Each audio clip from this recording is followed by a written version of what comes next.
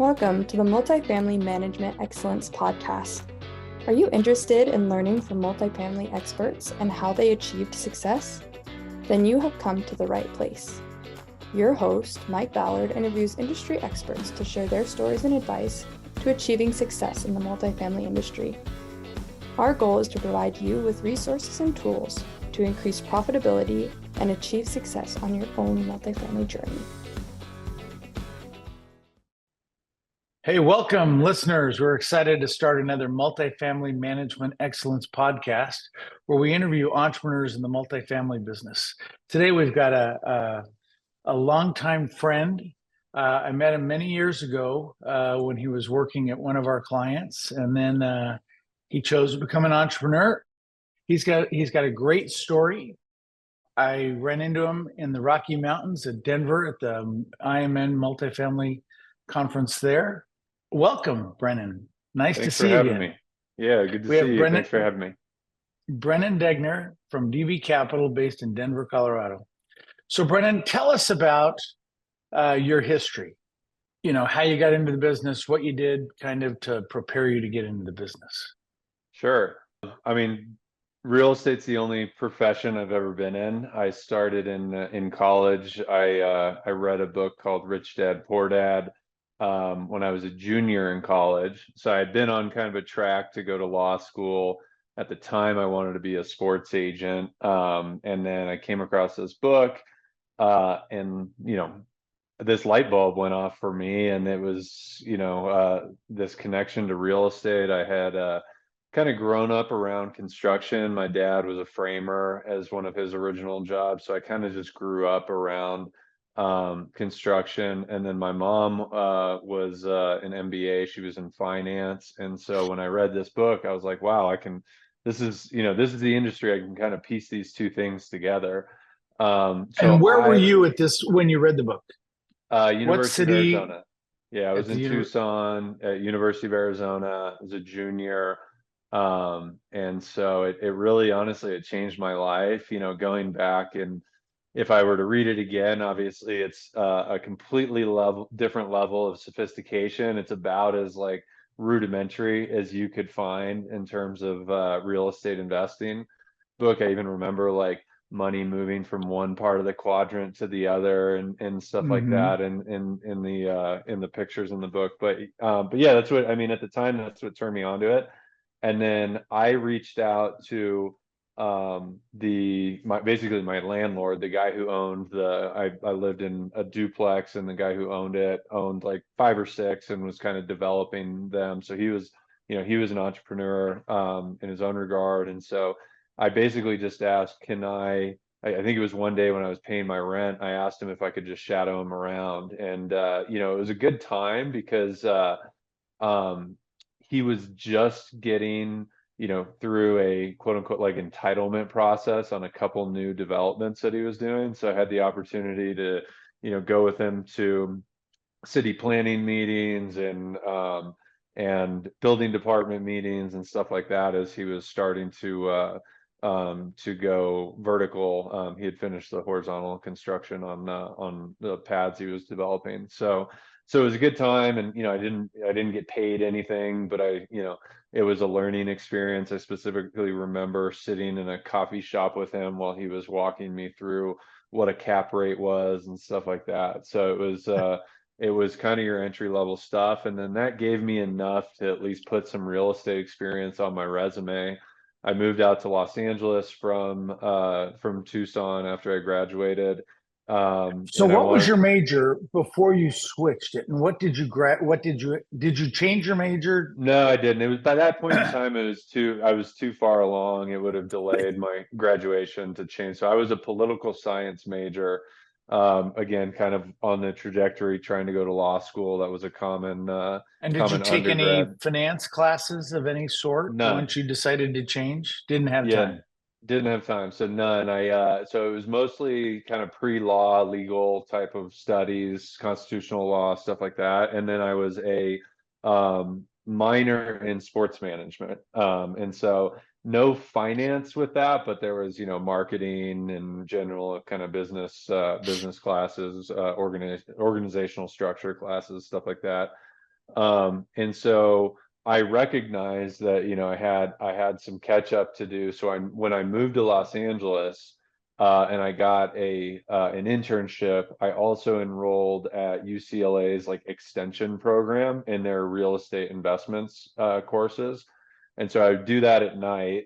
And then I was doing an internship during the day for a developer named Bob Champion, Champion Real Estate Companies. And so um, that was really my true first experience in more institutional quality real And what does estate. Champion do? Were they multifamily or were they something else?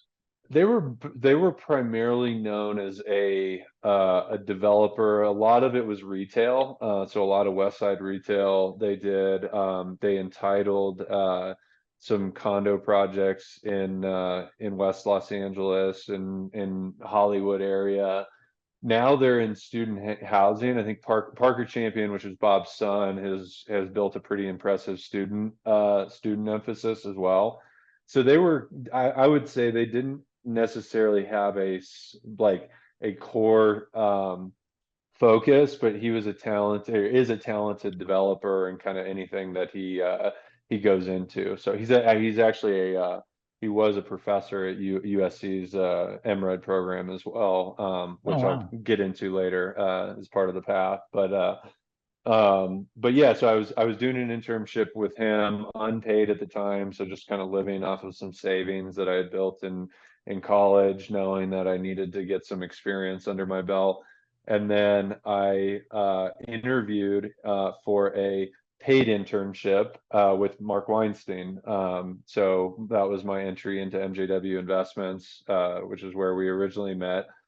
And so I got that job, and I want to say it was like 30, maybe 60 days in. I come into the office one morning and basically the whole team is gone. So we were running a receivership and REO management platform. So it was basically we were focused on managing his existing assets and then running this receivership and REO platform, which if you're not familiar, it's basically a property management company that has some legal responsibilities because of their appointments with through the court and stuff like that. So it's kind of a some areas of it are just a little bit more sophistication on the property management side. But what we were doing is taking over assets that a lot of times neither the sponsor or the bank wanted anything to do with anymore. And so a lot of my initial couple of years in that business were focused on dilapidated apartment projects in challenged neighborhoods, broken retail, broken condos, trying to stabilize those. So it was kind of like And taking this was every for little. MJW? Yeah, this was For very Mark. big. Yeah, for Mark. Got it. So going back the story of kind of how I went from an intern to running asset management. I come into the office one day and his whole team had kind of left overnight, and they left to start a competitive business. So they were doing receivership and REO specifically through the Los Angeles submarket. And so that kind of threw a big wrench into the equation for Mark, and he kind of had two roads at the time that he was looking to go down. It was either staff back up, go out, hire a whole new team, or just kind of build the company back organically with what he had. And what he had was kind of me and a couple other people in the accounting department. But he brought me into his office and was like, I see something in you. How would you like to be my right hand man, and we can get out of this receivership and REO stuff and start buying new assets again once we're ready. And so I was thrown into to the fire. We worked through. I think we had about 50 receivership and REO assignments, and so the next couple of years we're just kind of working out of those. So this would have been between 2011 and 2013, working out of those. And by the time we got those to a very manageable position, the market was starting to look better to buy again. I think in hindsight, we probably would have been better off leaning in 2011. But in 2013, we just said, okay, now's a good time. Let's bring in an acquisitions guy, and let's see what we can do here. So we focused pretty much, I would say 80% of our business was student housing on the growth side, and then Oh, yeah. 20% was value add multifamily. So we started with about 500 beds of student housing that Mark had bought before Adam Barzilay is the acquisitions partner we brought in. Before Adam and I started, Mark had about 500 beds of student housing. By the time I left, we had gotten to around 5,000, and we were a top 25 owner of student across the country. So really impressive growth there. Mark's run an exceptional business. I think that, I know they've continued to grow in the student world. So around 2015, a friend of mine from college, from University of Arizona, approached me and said, we knew each other socially, and he had kind of heard some of the stuff I was working on just from catching up as friends. And he had approached me and said, I've got some family capital.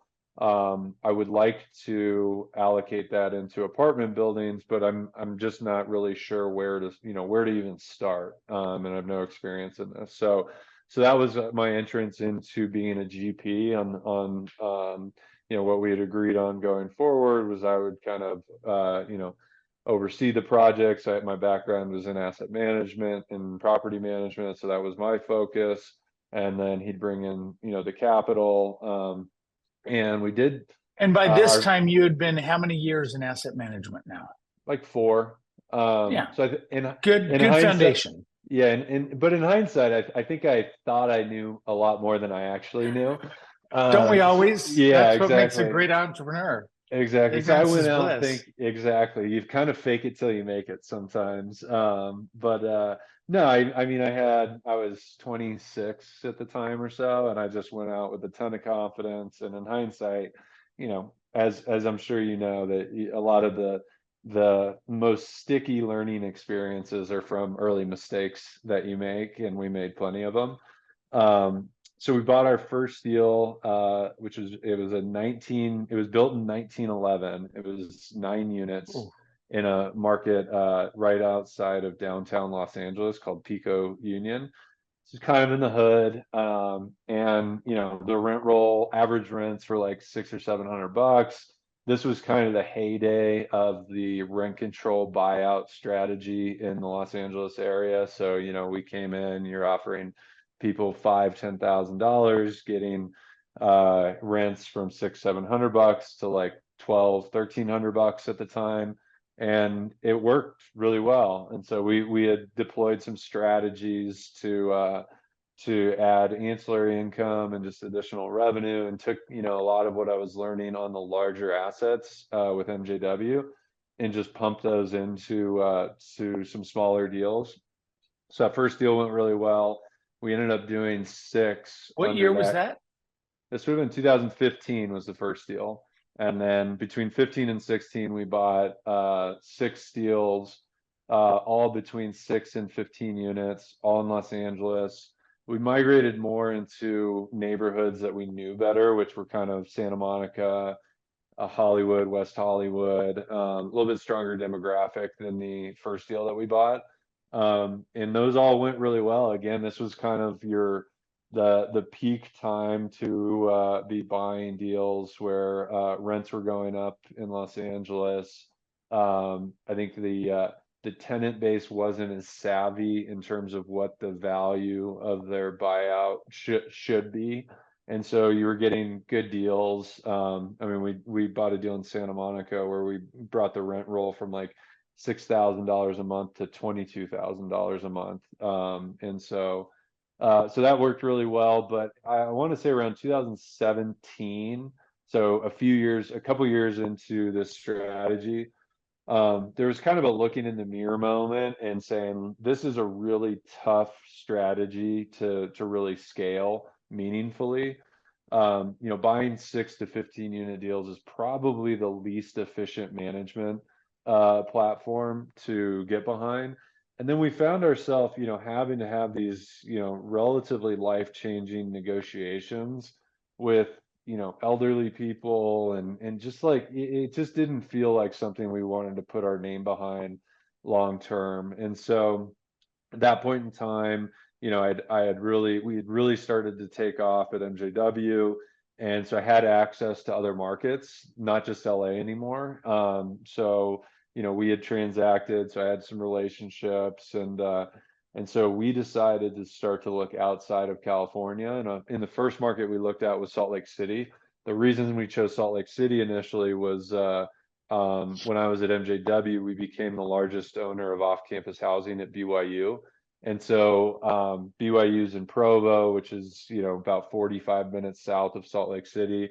And unlike most student housing markets, it doesn't really transact on the national student housing platform. So the people who sell and represent deals in the Provo submarket are generally just, your brokers from the Salt Lake City submarket. So that was very, very logical kind of first step. We liked the fundamentals. And you're still at dynamics. MJW and building DB on the side. And I was going to USC for my MRed. So my typical day at this time, between like 2016 when I started my MRed and 2017, I think is when I graduated. I don't remember at this point. I would wake up around 4:30. Between 5 and like 7 or 8 a.m. I would be managing the LA stuff. So I'd be going to, and the reason for that, primarily not just because I had a day job to go to, but that's the only time you ever see LA with no traffic. So I'd have to kind of get up before the traffic started, hit my properties, as many times a week as I could, meet with contractors if we were renovating units and kind of set them loose for the day. And then I would go into MJW, have a full day job. And then I was doing night classes at USC. So those couple of years of my life were just like nothing but real estate education. So I was doing this stuff on my own. MRAD stands for Masters in Real Estate Development. Yeah, so Masters in Real Estate Development. And so actually I graduated in 2016. So yeah, that way, those couple of years I was really doing nothing but real estate. From the time I woke up to the time I went to sleep, I was immersed in it. And so I would say, looking back, it was 2017 when I decided to leave MJW. I had hit, I'd had these couple of years where I was just grinding myself to the bone. And then once I graduated, I finally had a chance to be like, okay, I've got some time on my hands. Let me think through strategically what I want to do with my life. And by that point, we had done 6 deals. So I had enough kind of side income to at least keep food on the table, keep my rent paid and stuff like that. It wasn't, it wasn't married. Were you substantial. married or had a family? Single, no kids, no dogs at the time. So like I had very, very minimal overhead. And so at that point I was like, look, if I'm going to do this, either I'm going to have to really focus on the stuff with MJW, or I'm going to have to jump all in on building my own platform. Obviously, since we're talking today on this platform, I decided to focus on my own deals. And that was really when we started to look at raising outside capital. Up until that point, it was all, Devin was the money, his family was the money, and I was the operator. And so it was 2017, 2018 where we morphed more into a operating GP platform where, the family money was now taking the 10% of the GP, and then we would go raise outside capital for the 90% LP on each deal. And so we and again, going back, we started that in Salt Lake, did a couple deals there, got into Austin, got a few deals under our belt. We had a short stint in Portland area that we did really well on, but for similar, political reasons that we chose to get out of Los Angeles. Ultimately, that drove us out of Portland too. And so now to date, we've done about $1 billion in total transactions. And we own assets from Texas, Colorado, Utah, and Nevada. We generally capitalize our deals with institutional joint venture equity, and we've grown into being vertically integrated. So we have a construction company that's based in Dallas, and we own a management company, or have a joint venture, I should say, with a management company that's based in Utah. Great. So talk about what was the hardest part of building that business so far? Oh man, what hasn't been hard? I mean, I think just breaking it down to like the years in the beginning, raising outside capital is definitely the hardest thing. So, having to figure out a way to, early on, it was having to figure out a way to get people comfortable with a track record that was, I was intimately affiliated with, but not a principal in, and that was, the MJW stuff. Because I Right. mean, that was where I had a real track record that was aligned with the type of assets that we were looking to buy. The track record, although it was nice to have on 6 to 15 unit deals, didn't present a lot of parallels with what I was trying to buy. So the hardest thing initially is just getting people comfortable with the concept that, like, So how did you get your, oh, go ahead. I'm sorry. Keep going. I was going to say, you were not just intimately involved, but like an integral piece of the puzzle in the historic track record, but also really developing the pitch of how you were going to, use the knowledge and resources and education that you got from those to be investable going forward. Yeah. And Mark, if people know him, he's a generous person with his time and his insights. And Yep. he's just a great person. So talk about how you got your first institutional capital. Was it on that 7th deal or? No. So deals 7 through like 15 were, we never really became a syndicator, but we had partnered with more established individuals who could raise high net worth capital on their own, and then they essentially came into our partnership as an LP when they had, syndicated capital that they were managing on our deals. So that was the profile of, for round numbers, let's say deal 17 to 15. And it was through success on those deals that opened up the door to other relationships, and really starting to build our own track record. So it was an evolution to get to the first institutional check. And then once it happened, it was like it wasn't, we found a deal. We engaged an equity broker who had, is heavily compensated to bring in these type of relationships, and that process took a lot more time than we thought. So, like, we had engaged equity brokers on deals 7 through 15, and it was generally unsuccessful in the beginning. We ended up having to pivot and figure out different ways to get deals capitalized, sometimes scrambling. And so it was a lot of, organized chaos. And then eventually you start to get to the point where those investors have now seen 5, 6, 7 deals that they might have passed on, but you capitalized. And I think it was really when we started to be able to show those deals going full cycle, that they had passed on, we generated positive returns on. That was when the snowball really started to take effect and roll Awesome. downhill. And so, And basically from start to finish, right? How long do you think that was from the time you first did your first deal outside of Mark? well, yeah, I mean, it wasn't that long. I mean, I think by 2018, 2019, we were getting single institutional quality. I also lump in some of the large family offices that we've invested with that are, single check family offices as institutional. But yeah, I mean, it was like 2018, 19 was when we started to see that.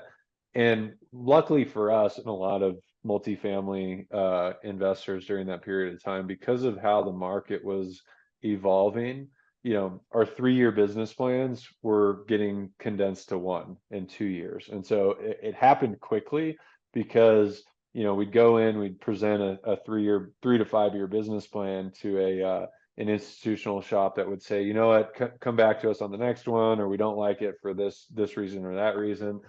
And then 12 months later, they'd see it on our track record on the next deal, or they'd see like a LinkedIn blast or some sort of marketing material on a positive outcome. And it was still fresh enough in everyone's mind that they kind of remember looking at the underwriting because it was a year I or two. passed on that. And yeah, exactly. It turned out to 20% IRR and Yeah. da da da da. Yeah, so that made it a lot easier. And then once you hit a certain scale, and again, the market was going in our favor. There's definitely a herd mentality in our industry and I think in finance in general. But so once you have that first investor, and you can even anecdotally talk about a deal that you did with them and conversation, there's just this flood of interest that occurs. And so going back to the original question, what's been the hardest? In the beginning, it was raising capital. What was the hardest was even getting the opportunity to raise outside capital. Now that's to some degree, I mean, it's really tough to raise capital right now, but I wouldn't say that's the hardest part of our business by any means. So it's become a lot easier. I would say now the hardest part of the business is just managing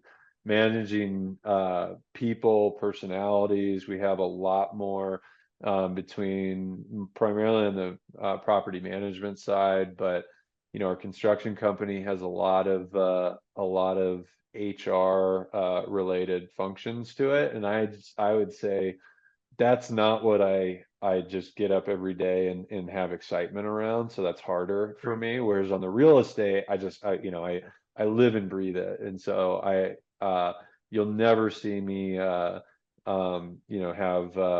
have any issues with solving problems on a deal or figuring out capital structure or what renovations make sense. All that stuff is hard, but it's a lot of fun. The side of the equation that I'm still getting used to and don't absolutely love is just some of the internal conflicts you have to solve, especially on the property management side. The property management business is a temporary HR company wrapped in a different bow. So it's so much turnover. Let's talk a little bit about that. At first, did you ever use third-party managers to manage your properties? Yeah, we did. At first, I mean, all the stuff in Los Angeles, I managed myself. And so that was all managed, in-house. Once we started investing in Salt Lake, we didn't have that infrastructure there. So we had third-party managed with the group that I ultimately joint ventured with. So I had a good relationship with them. And so they had done management of 4 or 5 deals for us. And then ultimately, I think there was a mismatch in kind of the size of the deals we were still doing. So we had graduated up to like 30 to 70 unit deals. So we weren't doing 6 to 15, but we still weren't at 100 plus. And generally 100 plus is where you start to get the economies of scale of being able to have a full-time staff at the property. So at least one person in the management office and one person on the maintenance side. So we were managing these deals that were 30 to 70 units. And although it made it a little bit easier than the 6 to 15 unit stuff, not drastically. So you still had to figure out like a floating staff. You had to have people that would spend 2 days at one deal, 2 days at another, and be mobile all the time. And that always just works so much better in an Excel model than it does in reality. When you're starting to blend deals together and figure out, okay, I'm going to take 3 deals, put the payroll in a pot, and then, hire this one person. They're just going to drive around and do this. Like, it just is much, much harder in reality than it is in concept. And so, because of that, we decided we needed to have a little bit more control. So we took property management in-house, ended up bringing in another partner to try and run that. Let's jump back real quick. You and I met. Mhm. So we were doing the outsourced back office for Correct. MJW, Yep. doing the bookkeeping, and Mark has been a great referral source for us over the years. And then you go off on your own. What motivated you? What did you see kind of the benefit of using Ascent to help you start your business? Yeah, I mean, I think it was a cost-effective way to employ a very sophisticated back office to a a set of properties that didn't necessarily have the resources to develop that level of sophistication on their own. So, one of the hardest things in the business is simply been maintaining and keeping institutional quality financial statements. And when you're first starting out, when you're running deals where the management fees, $500 to $2,000, you just you can't build that back office quality on your own. So Ascent was basically the way that we were able to present ourselves at a level of sophistication on the financial side that we probably, we kind of were faking it till we made it in that sense, in terms of, our financials represented a much higher level of sophistication than what, our portfolio size did. And I even specifically remember having a meeting with Carlisle early, and we haven't invested with them, but early in the process, just having a lunch. And one of their primary questions was like, okay, you guys are new, you haven't really built your own portfolio yet, but we like you as an investor. How are you even going to make sure that you're going to get your books done? Like, how are you even going to go about getting the financials done and timely? And so that was the first time it kind of resonated with me of like, okay, as you graduate into some of these bigger investors, um, you know, it's more than just the real estate that they're focused on. They want to make sure that you're not the last one to get them their financial package every month. And that when you get them their financial package, they generally have a back office team that's scrutinizing your numbers and probably uploading them into internal systems and stuff like that they have. And so a barrier to entry a lot of times with some larger investors is just simply the back office bandwidth to be able to make sure you're not an issue for their team. Got it. Super. So what advice would you give to somebody who's starting off right now? Where are we actually? Let's talk a little bit about the cycle, right? You Sure. started in the down cycle of 2011, Yep. when you graduated from Arizona. Talk about where you see we're at economically. Yeah, I mean, I think we're starting to see some stability in the capital markets that we've been waiting on for a couple of years now. That could ebb and flow with every CPI print, CPE print, like every jobs report, but it feels like we're at a point where um, it shouldn't be as volatile on a day-to-day basis, but that's to be determined. I'm gearing up to buy heavily, over the next couple of years. I think that the best buying opportunities are not necessarily behind us, but they're either right in front of us or will start to percolate over the next 12 to 24 months.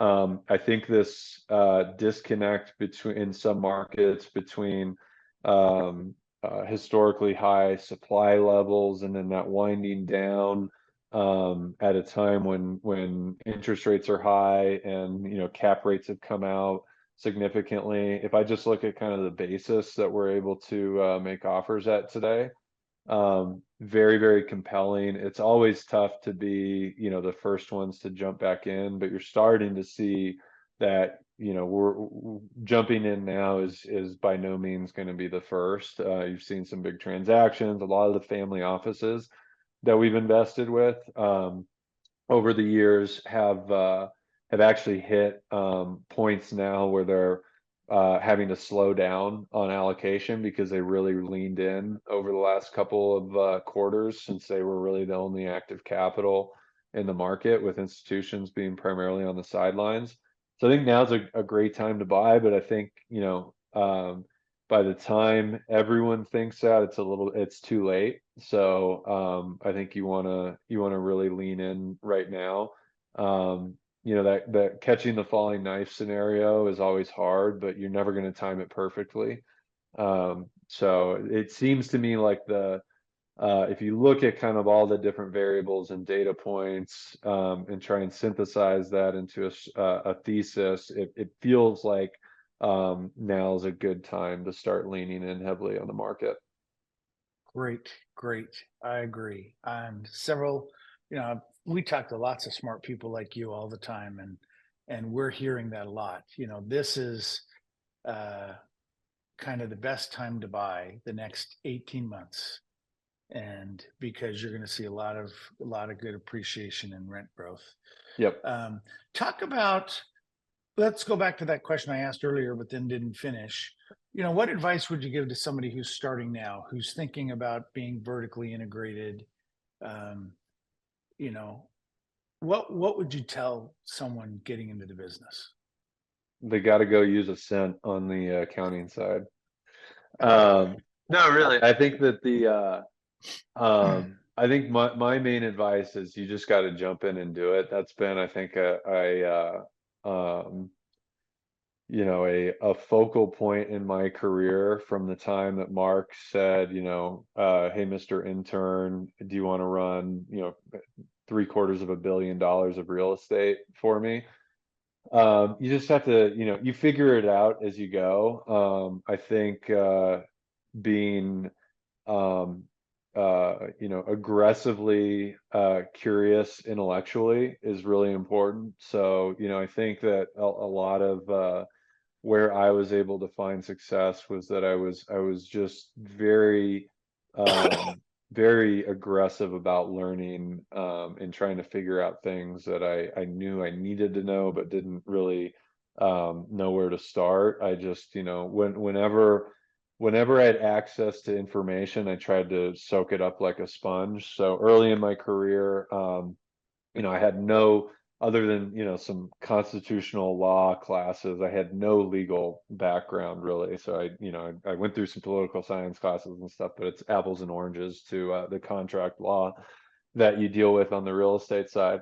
So I specifically remember, staying late to just abstract and understand the legal agreements that I had access to because of the deals that MJW owned. So I learned not because someone was, sitting there, with a chalkboard talking about contract law. I literally learned by just reading it, Googling things I didn't understand, writing notes down to follow up on. And so don't expect anyone to hold your hand, I think, is a real recommendation.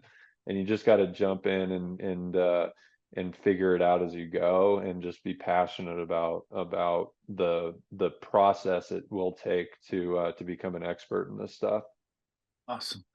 What's a book or two that you read besides Rich Dad Poor Dad? Yeah. That you think would be of value to new entrepreneurs? On the note of what I just said, I'm a big fan of Malcolm Gladwell's Outliers. I think it shapes the idea that, the whole 10,000 hour rule. Man, there's so many. I just read a book what was it called? Your Next Five Moves was really good. And Okay. Awesome. Principles is a classic by By Ray Ray Dalio. Dalio. Yeah. Yes. I've become a big reader of ultra successful people's biographies. I So love those. I really like What It Takes, which is Blackstone's founder's biography.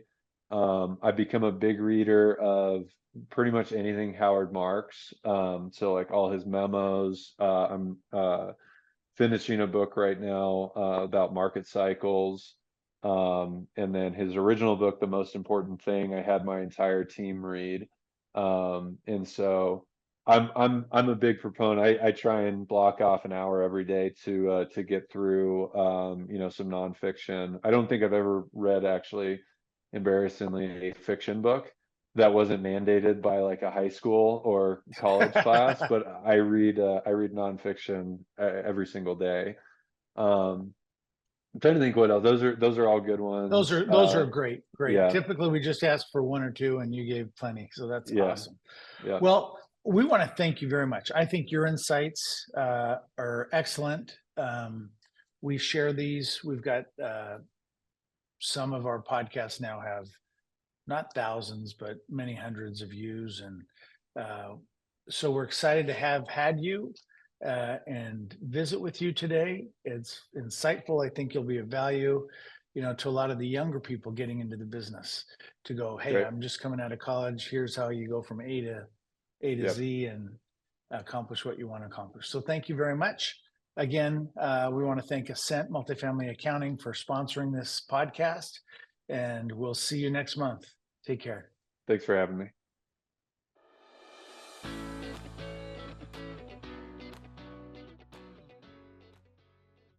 Thank you to Ascent Multifamily Accounting for making this podcast possible.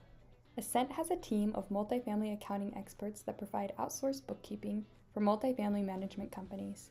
To learn more about Ascent Multifamily Accounting, go to multifamilyaccounting.com. We hope you have enjoyed listening to the Multifamily Excellence Podcast. If you want to hear more from multifamily experts like this, you can find our podcast on Apple Podcasts and YouTube. We appreciate your support and can't wait to have you join us again for our next episode.